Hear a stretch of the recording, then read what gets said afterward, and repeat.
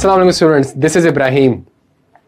यार एज्यूम करें हम यूनिलीवर का ऑडिट कर रहे हैं, ठीक है, और यूनिलीवर का वेयर हाउस अगर आप देखें बेतहाशा इन्वेंट्री पड़ी हुई है। मुझे बताएं क्या इसकी काउंटिंग में कोई दिक्कत या मुश्किलात पेश आएगी आपको? सर बिल्कुल भी नहीं, मैं आराम से काउंट कर लूँगा। अच्छा सर, इस इन्वेंट्री की जब मैं वैल्यूएशन करूं, फॉर एग्जांपल क्या ये इन्वेंट्री 100 रुपये की खरीदी गई है, तो क्या आपको कोई मुश्किलात पेश आएंगी? सर कैसी बात कर रहे हैं, मैं परचेज की इनवॉइस और सप्लायर की इनवॉइस देख लूँगा। लेकिन सर अब थोड़ी सी एग्जांपल को चेंज करते हैं और आप एज्यूम करें कि आप ऑडिट कर रहे हैं OGDCL का, ठीक है।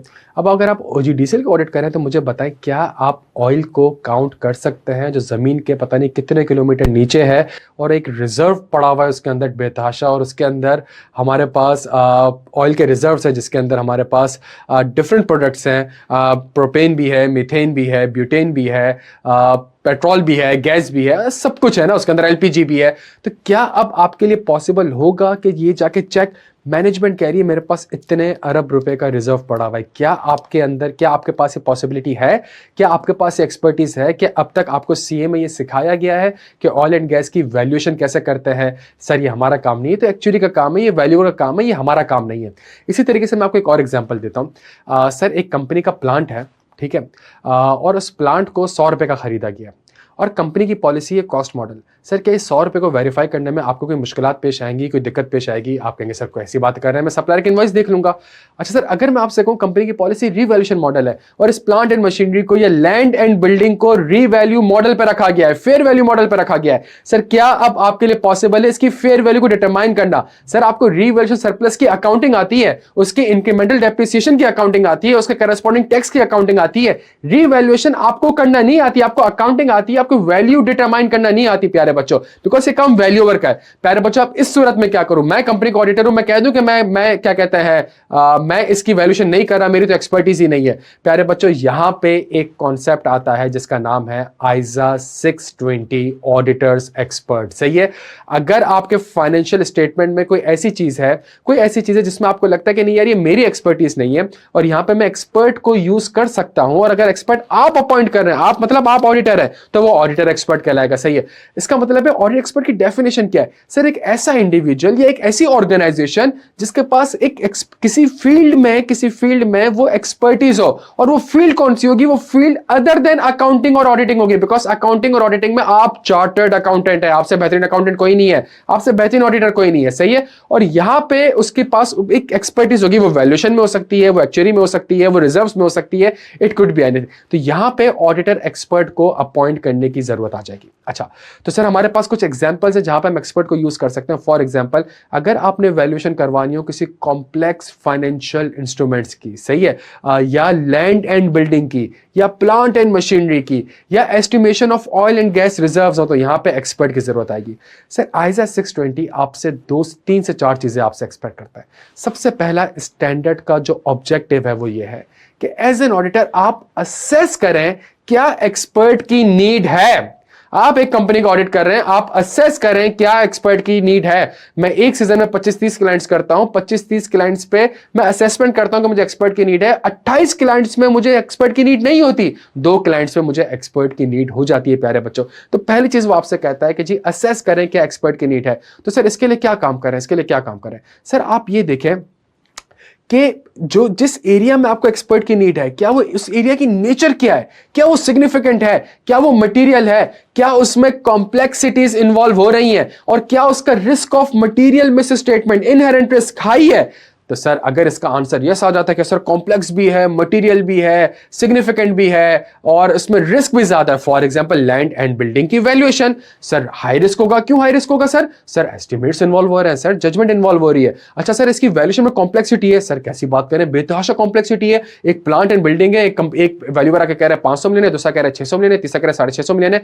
कहीं से स्टॉक एक्सचेंज में जाके उसका नंबर तो नहीं आ रहा होगा ना, कहां पर स्टॉक एक्सचेंज में आज इतने पे ट्रेड हो रहा है। सर कॉम्प्लेक्स प्रोसेस है, इतने आराम से इसकी वैल्यूएशन नहीं होगी प्यारे बच्चों। हो। तो यस, यहां पे आपको असेस करने की जरूरत है कि आप इन फैक्टर्स को देखो और एक और चीज चेक करें, क्या मैनेजमेंट ने अपना एक्सपर्ट यूज करा है, बिकॉज मैनेजमेंट के पास भी तो नहीं होगी ना एक्सपर्टीज, तो देयर इज अ पॉसिबिलिटी कि मैनेजमेंट अपना एक एक्सपर्ट अपॉइंट करेगी। ये जो एक्सपर्ट कहलाएगा ये मैनेजमेंट एक्सपर्ट कहलाएगा। और जब मैनेजमेंट एक्सपर्ट यूज हो रहा है, अगर मैनेजमेंट एक्सपर्ट यूज हो रहा है, तो इसका मतलब है एक एक्सपर्ट मैनेजमेंट ने ऑलरेडी इन्वॉल्व कर लिया है। क्या मुझे अपना एक्सपर्ट अपॉइंट करने की जरूरत है? तो फिर आप मैनेजमेंट एक्सपर्ट को गौर से देखेंगे, आप कहेंगे आप देखेंगे और आप देखेंगे कि क्या उसका नेचर एंड स्कोप ऑफ क्या है, उसके काम की नौयत क्या है, वो क्या वैल्यूएशन करेगा, वो क्या काम करेगा, उसका नेचर एंड स्कोप क्या है। उसके बाद आप चेक करेंगे कि ये मैनेजमेंट एक्सपर्ट एम्प्लॉयड है कि एंगेज्ड है। क्योंकि अगर एम्प्लॉयड होगा, कंपनी का अपना एक्सपर्ट होगा, भाई कंपनी को लगता है मुझे हर साल वैल्यूएशन करवानी है, मैं बार बार पैसे देता हूं, एक एक्सपर्ट को अपने पास बिठा के रख लेता हूं यार, उसको एम्प्लॉयमेंट पे रख लेता हूं।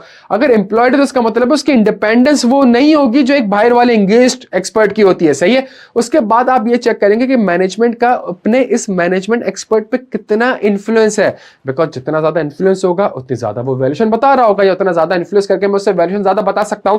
और जो एक्सपर्ट है उसकी कॉम्पिटेंसी एंड कैपेबिलिटी क्या है, सबसे इंपॉर्टेंट चीज है, बिकॉज आपके पास नहीं है ये चीज, आप कॉम्पिटेंट कैपेबल नहीं है वैल्यूएशन के लिए। तो जो वैल्यूअर है वो तो कॉम्पिटेंट एंड कैपेबल हो, तो आपने एक और चीज देखनी होगी, कॉम्पिटेंसी एंड कैपेबिलिटी। ठीक है, जहां ये काम हो गया, जहां इस ऑब्जेक्ट, तो इसका पहला ऑब्जेक्टिव कि assessing the need for an auditor expert.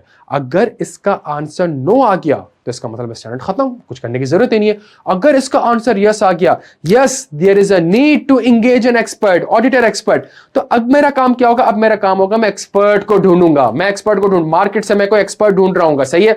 जब मैं एक्सपर्ट ढूंढ रहा हूं तो मैं एक्सपर्ट में क्या खुसूसियात देखूंगा, उस एक्सपर्ट की क्या कैरेक्टरिस्टिक्स होंगी, उसकी क्या वाह होनी चाहिए, क्या तारीफ होनी चाहिए। यहां पे स्टैंडर्ड कहता है आपने उसकी कॉम्पिटेंसी, कैपेबिलिटी एंड ऑब्जेक्टिविटी या इंडिपेंडेंस को इवैल्यूएट करना है, सही है। आपने जिस एक्सपर्ट को अपॉइंट करने जा रहे हैं, जिस एक्सपर्ट से बात करने जा रहे हैं, जिस एक्सपर्ट को अपने साथ ऑडिट करवाना चाह रहे हैं, वो एक्सपर्ट आपकी तरह कॉम्पिटेंट, कैपेबल एंड इंडिपेंडेंट होना चाहिए। तो सर क्या कैसे पता चलेगा? सर आप एक काम करें, obtain the knowledge of the expert qualification। Competency देखनी है तो एक्सपर्ट की क्वालिफिकेशन देखो कि उसकी क्वालिफिकेशन क्या है, बहुत बड़ा वैल्यूअर है भाई, सही है। और उसके अलावा उसके एक्सपीरियंस एंड एक्सपर्टीज देखो, वो इसके अलावा 10 जगह पे और वैल्यूएशन करवा चुका है, ये उसकी एक्सपर्टीज है, ये उसका एक्सपीरियंस है। और उसकी इंडिपेंडेंस से रिलेटेड, उसके इंडिपेंडेंस से ये हो सकता है कि एक्सपर्ट की बीवी कंपनी में एज अ सीएफओ काम कर रही हो, सही है, या एक्सपर्ट और कंपनी के बीच में कोई और बिजनेस रिलेशनशिप हो, कोई फैमिली रिलेशनशिप हो, क्या पता एक्सपर्ट ने कंपनी के शेयर्स खरीदे हुए हो, तो इससे तो इंडिपेंडेंस इंपेयर्ड हो जाएगी। तो इंडिपेंडेंस के लिए क्या काम करो? इंडिपेंडेंस के लिए वो आपसे कहता है कि आप उससे इंक्वायर करें कि क्या आपका कोई इंटरेस्ट और रिलेशनशिप है। इंटरेस्ट का मतलब शेयर्स तो नहीं लिए हुए, कंपनी से लोन तो नहीं लिया हुआ, और कोई रिलेशनशिप है, कोई फैमिली एंड बिजनेस रिलेशनशिप तो नहीं है, तो ये आप एक्सपर्ट से इंक्वायर कर सकते हैं। सर और क्या काम कर सकता हूं? सर कोई डॉक्यूमेंट्स वगैरह बताएं जिससे मैं ये इवैल्यूएट कर लूं कि हाँ ये कॉम्पिटेंट है, हाँ ये एक्सपर्ट है, इसके एक्सपीरियंस, इसकी एक्सपर्टीज है, इसके पास एक्सपीरियंस है। सर आप एक काम ये कर सकते हैं, एक आपका पर्सनल एक्सपीरियंस होगा एक्सपर्ट के साथ। मैं जब ऑडिट करता हूं तो मैंने एक एक्सपर्ट को एक जगह पे यूज किया था, मैं उसके काम से बड़ा सेटिस्फाइड था।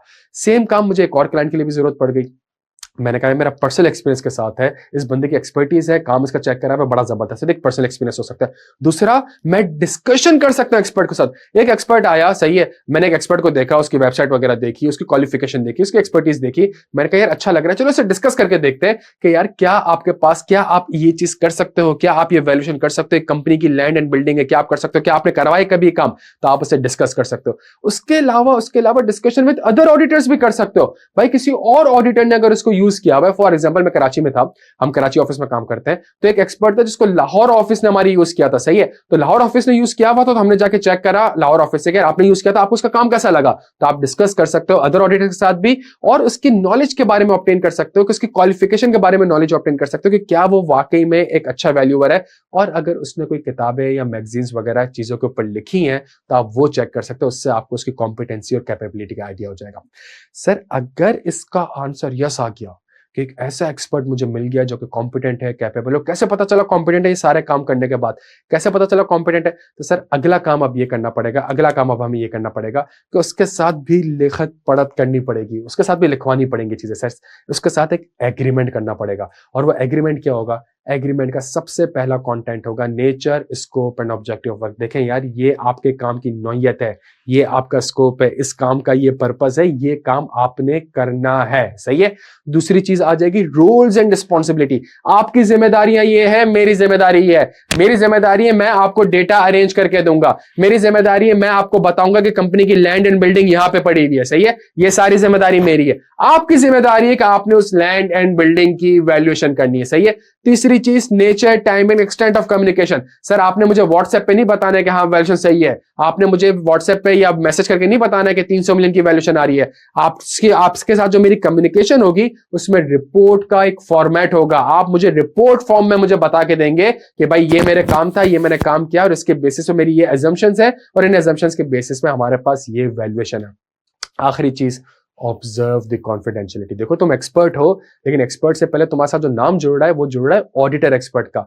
चूंकि एक कंपनी है, इसका ऑडिट चल रहा है और तुम्हें बैठ के आज पता चल जाएगा कि इस लैंड एंड बिल्डिंग की वैल्यू कितनी होने जा रही है। तुम्हें बैठ के आज पता चल जाएगा कि कंपनी के पास इतने ऑयल एंड गैस के रिजर्व्स है, तो तुमने भी कॉन्फिडेंशियलिटी मेंटेन करनी है। साइन करो प्यारे बच्चों, सही है। एग्रीमेंट हो गया, एक्सपर्ट अपने काम पे लग गया, मैं अपने काम पे लग गया।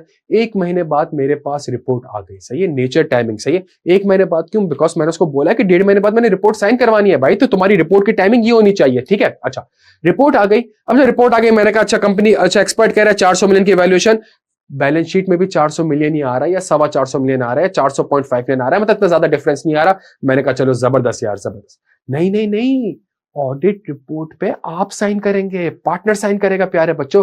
तो एक्सपर्ट चूंकि आपने अपॉइंट किया है, कॉम्पिटेंट है, कैपेबल है, इंडिपेंडेंट है, उसके बावजूद आपने उसके काम को इवेल्युएट करना है कि क्या उसका काम एडिक्वेट है भी कि नहीं, सही है। तो इसके लिए आप क्या करेंगे? इसके लिए आप एक काम ये करें कि जो भी एक्सपर्ट की फाइंडिंग्स हैं, जो भी उसकी फाइंडिंग और कंक्लूजन है कि the revalued amount of the plant and machinery rupees 400 million, क्या वो आपको रेलिवेंट एंड रीजनेबल लग रही है कि नहीं लग रही, सही है। उसके बाद उसने वो अमाउंट को डिटरमाइन करने के लिए कोई परचेज इनवॉइस या सप्लाई इनवॉइस नहीं देखी होगी, कोई ना कोई एग्जम्पशंस होंगी। क्या वो एग्जम्पशंस मैनेजमेंट, क्या वो एग्जम्पशन एक्सपर्ट की रीजनेबल है, क्या वो एग्जम्पशन आपको रीजनेबल लग रही है? और तीसरी चीज, जिस डेटा के ऊपर उसने काम किया है, क्या वो डेटा कंप्लीट एंड एक्यूरेट है भी या नहीं प्यारे बच्चों।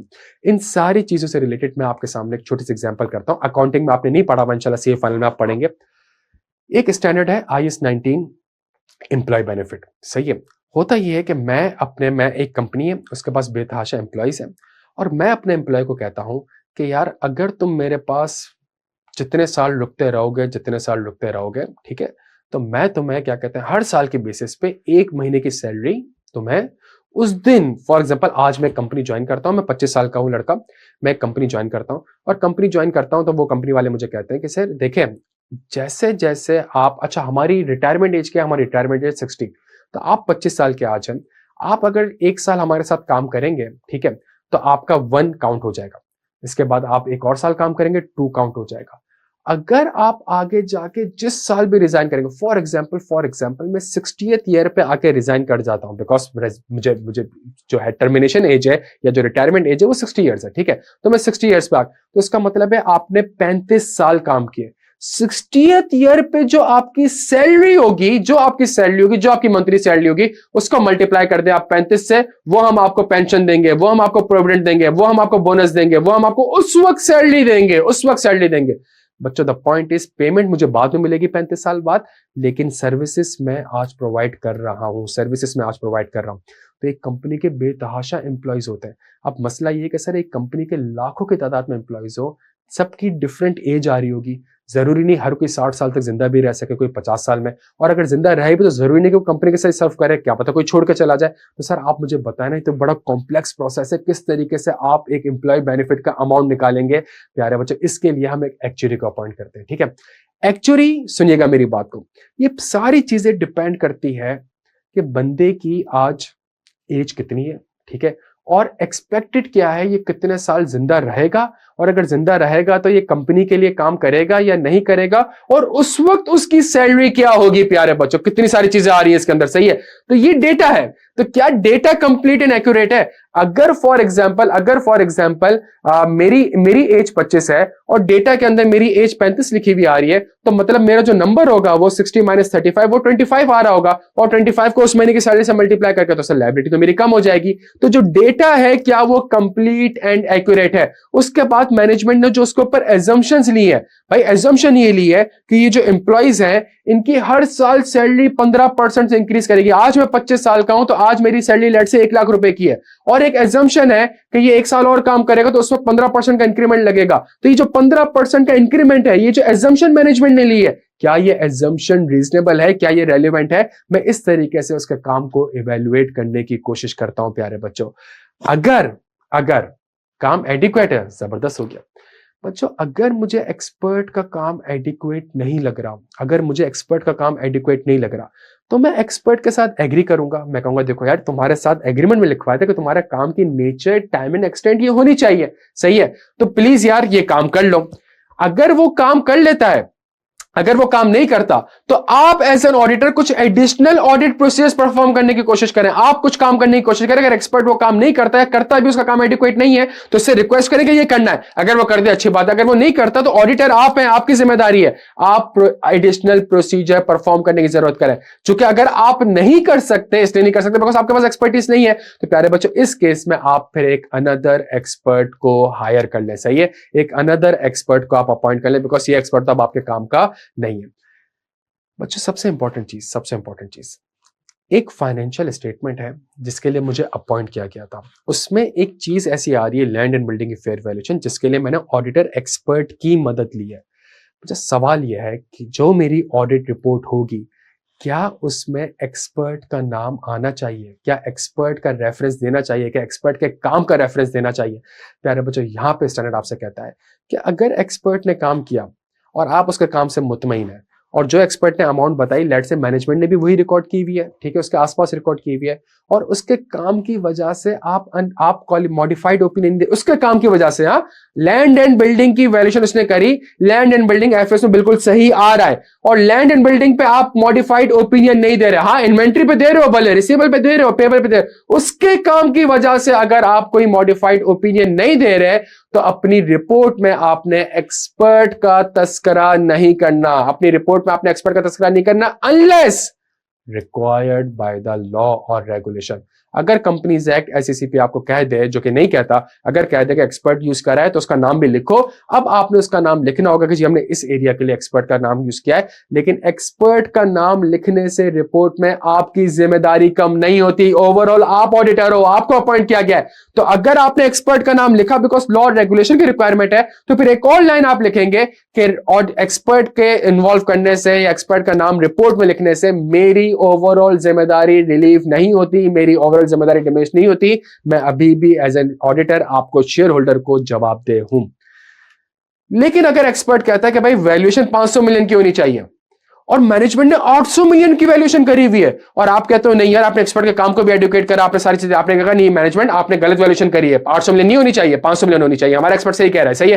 मैनेजमेंट कहती है नहीं तुम्हारा एक्सपर्ट गलत कह रहा है, मैं तो 800 मिलियन ही लेके जाऊंगी, आप कह रहे हो 500 मिलियन जाएगी। इसका मतलब है अब उसके काम की वजह से आप अपनी ओपिनियन को क्या करने जा रहे हैं, उसके काम की वजह से आप अपनी ओपिनियन को मॉडिफाई करने जा रहे हैं। चूंकि उसके काम की वजह से अगर आप अपने ओपिनियन को मॉडिफाई कर रहे हैं प्यारे बच्चों, तो यहां पे आपसे आयजा कहता है अब उसका नाम लिखना जरूरी है। अब आप उसका नाम लिखें अनलेस लॉ और रेगुलेशन आपको मना करता है कि नहीं नहीं नहीं, एक्सपर्ट का नाम नहीं लिखना, चाहे कुछ भी हो जाए, सही है। तो अगर उसकी वजह से आप अपनी ओपिनियन को मॉडिफाई कर रहे हैं, तो उसका नाम आपको लिखना होगा, रिपोर्ट में उसके काम का रेफरेंस है, उसके नाम का रेफरेंस आपको देना होगा, unless required by law, unless law और रेगुलेशन आपको कहता है कि नहीं जरूरत नहीं है।